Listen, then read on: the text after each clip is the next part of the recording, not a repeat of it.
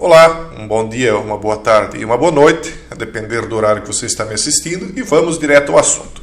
Quem já está me acompanhando há mais tempo já sabe que há mais de 10 anos eu digo que o mundo vai se dividir em 10 blocos econômicos, políticos e sociais, os quais eu denominei como os 10 reinos da nova ordem global. E para que eu chegasse nessa conclusão, é claro que há um embasamento teórico por trás disso, o qual eu falo lá na comunidade fechada.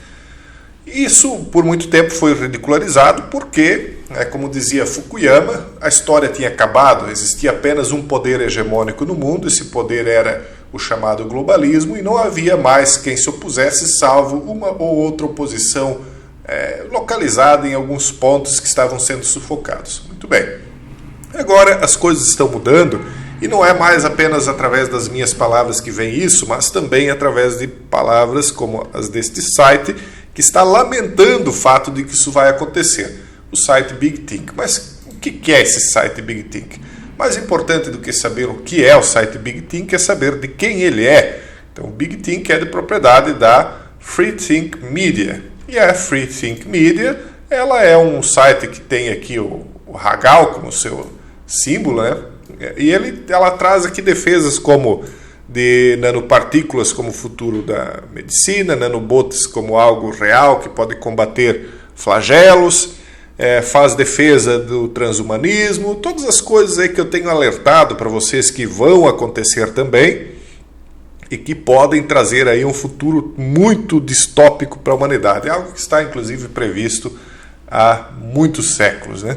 Então eles falam aqui, por exemplo, sobre como construir bairros que realmente gostamos, é a Smart City, né? A cidade inteligente, regida pela internet 5G, por exemplo. 8 completos estranhos contam suas histórias de vida, o que acontece a seguir é mágico. Aí eles falam sobre todas essas questões aí que a gente tem alertado. Tudo bem, isso aqui eu só trouxe para vocês saberem do que se trata esses sites aqui que são donos dessa plataforma aqui. Para que vocês entendam que aqueles que estão tratando de concordar que vai realmente acontecer esse mundo multipolar são pessoas que são opostas a essa ideia. Então, eles só concordam porque então eles perceberam que não há volta, pelo menos não por enquanto. Aí eles dizem, a geopolítica não é uma bola 8 mágica. Eu não sei se vocês já viram aquela bola preta que se chacoalha, e quando você chacoalha ela gira e aparece uma resposta como se fosse uma pergunta para uma entidade, quase como se fosse uma tábua Ouija, né? Então eles dizem, a geopolítica não é isso, a geopolítica ela tem de ser estudada, você tem de chegar a conclusões a respeito do futuro, não chacoalhando uma bola mágica, mas baseado em dados, em fatos, né? Que nem sempre vão se concretizar, porque existe um fator aleatório, né, que pode influenciar como o ser humano, o livre-arbítrio, Deus, né, e várias outras coisas aí que tornam os planejamentos e as previsões do ser humano muitas vezes furadas. Mas, né, não há uma navegação totalmente às cegas quando você usa a geopolítica, principalmente se você atrela ela a outros fatores, que é o que eu costumo fazer e não é o costume muito geral, não. Mas ele diz assim, mas tomar decisões financeiras como as relativas à aposentadoria em um mundo multipolar sem geopolítica é como voar às cegas em uma tempestade. Não é que não vai existir mais geopolítica, mas o mundo será sim multipolar, pelo menos por algum tempo. E não vai durar muito tempo esse mundo multipolar, não. Aí eles dizem, na década de 1990, a globalização tornou-se a nova religião mundial. Muito apropriada essa palavra, religião. As pessoas começaram a tratar a globalização como um ídolo. Hoje a globalização está se revertendo, estamos entrando em um mundo multipolar, no qual os Estados Unidos não são mais a única potência dominante. A geopolítica está prestes a se tornar muito mais volátil, devemos planejar nossos investimentos financeiros de acordo. Então o problema nunca foi que os Estados Unidos fossem uma potência hegemônica, mas a questão o problema na verdade sempre foi que se utilizasse da máquina norte-americana para impor uma visão liberal e globalista ao restante do mundo, coisa que o mundo não aceitou. E eu dizia, o Ocidente vai cair, a sua hegemonia vai cair porque ele é uma casa dividida, porque não respeitou nem mesmo a cultura ocidental, né? Nem mesmo essa foi respeitada. Então, Portanto, agora está caindo essa hegemonia e nós estamos vendo o mundo adentrar, como admitido até por aqueles que desprezam isso, o mundo adentrar num mundo multipolar. É o que está acontecendo e o que vai acontecer. Mas, repito, isso não vai durar muito. O mundo multipolar ele cai muito mais rápido do que esses 30 anos de globalização. Não vai durar 30 anos. Então ele diz, parece que foi ontem que Francis Fukuyama, escrevendo nas páginas da edição de verão de 1989 no The National Interest, declarou o fim da história. Inclusive a gente de vez em quando analisa algumas matérias desse site. Nas palavras de Fukuyama, o fim da Guerra Fria representou o ponto final da evolução ideológica da humanidade e a universalização da democracia liberal ocidental como a forma final de governo humano. Então eles já contavam que o globalismo liberal tinha dominado tudo e não havia volta. Mas aí a gente começou a ver que as coisas hoje já não são mais assim, os tempos já não são mais tão simples. Então, nos últimos 30 anos era mais fácil acertar a geopolítica porque bastava você entender o que acreditava, no que acreditavam os líderes liberais e ocidentais para você entender para onde as coisas estavam rumando. Hoje você tem de entender a mentalidade das classes dominantes de outros países que, eu vou ser bem sincero, nem pensam tão diferente assim, tá, pessoal? Na verdade, elas têm cada qual a sua maneira de agir, mas todas elas, ou quase todas, né, com exceção de 2 ou 3 aí, têm a ideia de levar o mundo ao mesmo caminho, ou ao mesmo destino, mais apropriadamente dizendo, que o globalismo levaria de qualquer maneira. Então, não quer dizer, eles dizem que não houve desafios enquanto havia essa hegemonia. Então, eles falam aí do que aconteceu nos Balcãs na década de 1990, que eram coisas que fugiam do controle, né? O que houve na África Oriental, das reações islâmicas iradas aos valores liberais ocidentais, porque os islâmicos, diferentemente do que a América do Sul, por exemplo, não engoliu toda aquela coisa identitária que tentaram empurrar goela abaixo lá dos países islâmicos. Alguns sim, alguns se adaptaram, mas a maioria reagiu e reagiu forte, e vai continuar reagindo. Haverá, inclusive, um bloco, um reino exclusivamente islâmico que está em formação. Inclusive, o Gaddafi acabou caindo porque ele era um dos líderes de um desses blocos, embora que ele tivesse a iniciativa de criar um bloco africano. O bloco africano ele não vai existir da maneira como o Gaddafi queria, porque ele vai se dividir em 3 blocos diferentes. A parte norte da África vai se juntar com a parte do Oriente Médio e parte da Ásia Central. O centro africano vai se tornar uma espécie de África Unida e a África do Sul, na minha opinião, se junta com os países da Oceania. Bom, o início dos anos 2000 testemunhou uma reação islâmica irada, então, aos valores liberais ocidentais, resultando em Gs que custaram mais de 2 trilhões de dólares. Não é que eles tiveram uma reação irada tão simplesmente, é porque essa G que o Bush criou depois da queda dos gêmeos lá de Nova York, né, foi para tentar sufocar essa possível oposição. Não conseguiu e endividou os Estados Unidos de forma estratosférica. Quem paga é o povo, sem contar os juros que vão ter que pagar, né? Em 2008, a Rússia invadiu a Geórgia. Na década de 2010, trouxe a ascensão do ISIS, do Brexit, que ninguém esperava, né?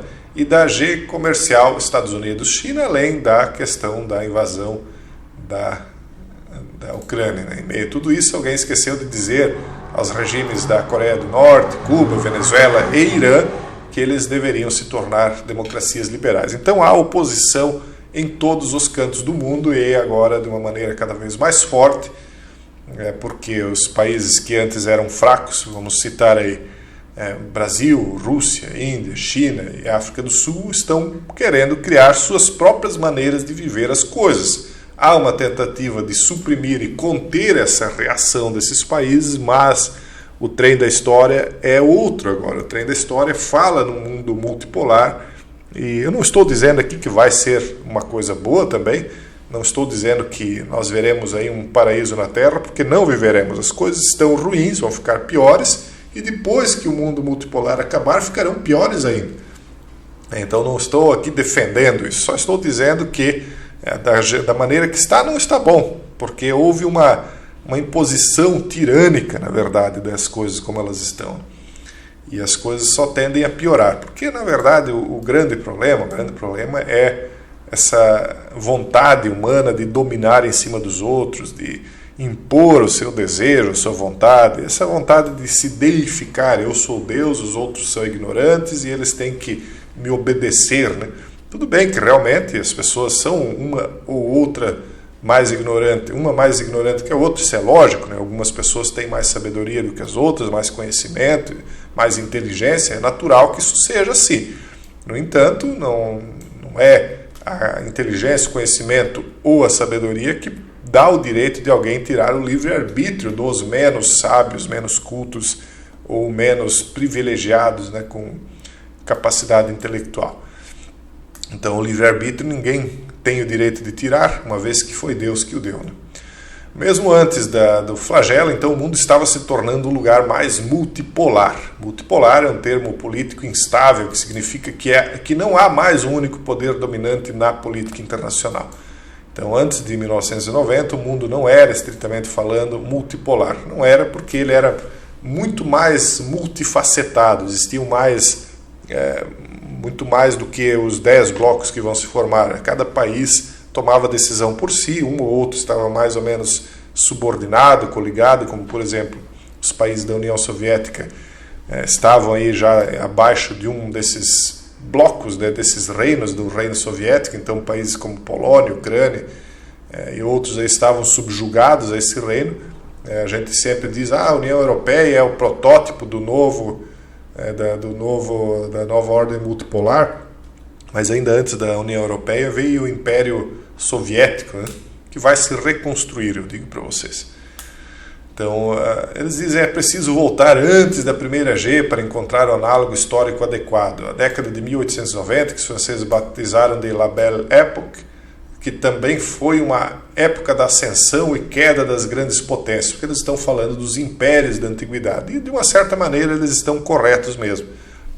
Os antigos impérios eles vão ressurgir, só que de uma maneira muito pior, porque os antigos impérios ainda tinham uma humanidade muito grande, um respeito muito grande para com o ser humano, para com a vida humana, para com os valores humanos. E esses novos impérios que estão surgindo e que vão se consolidar não terão os mesmos valores de antigamente, que já eram corroídos, porque a humanidade vem século a século decaindo e corroendo seus valores morais, ao mesmo tempo em que aumenta em tecnologia, aumenta em progresso financeiro e conforto, decai em moralidade. Então não vai ser a mesma coisa. Então a potência ascendente da década de 1890 era a Alemanha, pronto para desafiar o incumbente Reino Unido, que era também um império, né, que se dizia que era um império cujo o sol nunca se punha, porque ele tinha terras em todas as partes do globo, então sempre havia sol em cima de uma parte do Império Britânico. Eles ainda têm partes do seu território, como por exemplo as Ilhas Maldivas, até Hong Kong, até recentemente, e outros, né? Mas agora perderam bastante disso.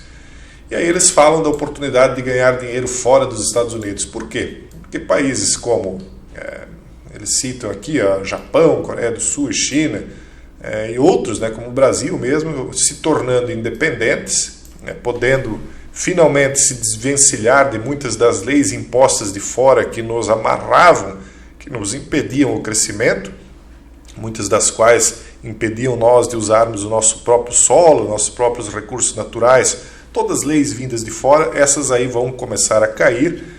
Isso não é profético da minha parte, porque eu não sou profeta nem adivinho, porque esse é o trem da história. Nós estamos vendo aí uma tentativa de sufocar esse acordar do Brasil, mas não só o Brasil, mas várias outras potências mundiais vão acordar e vão começar a enriquecer mais. Mas, mais uma vez, isso não quer dizer que nós teremos aí um futuro brilhante, não. Porque a riqueza, né, na mão dos homens é como a riqueza na mão de homens insensatos é mais ou menos como a beleza na mão da mulher insensata, né? Então é como você colocar a joia no focinho de um porco Não adianta você colocar algo de valor em um porco. Se as pessoas não tiverem sensatez, se os homens que gerirem as riquezas que virão e virão futuramente, não agora, primeiro nós vamos passar aí por um sufoco, mas se não souberem gerir essas riquezas, então é a mesma coisa que botar uma joia, um diamante no focinho de um porco, não tem valor nenhum. Só vai fazer o porco chafurdar com aquela riqueza na lama, na lavagem, na sujeira. Então, as finanças devem considerar a geopolítica. Aí ele começa a falar aqui sobre como os novos mercados, que vão surgir fora dos Estados Unidos vão ser oportunidades para que se invista, para que se busque recursos, porque há muita pobreza no mundo e muitas pessoas que vão querer enriquecer agora, quando finalmente as amarras dos países forem rompidas. Vamos ver se isso vai acontecer. Me parece que sim, e não necessariamente será uma coisa boa, e não há força humana aí que possa impedir o curso daquilo que está determinado. Quem está acompanhando aqui, depois me cobre daqui a alguns anos se mais uma vez nós estávamos certos ou se eu estava equivocado. Um forte abraço e até o próximo vídeo, se Deus quiser.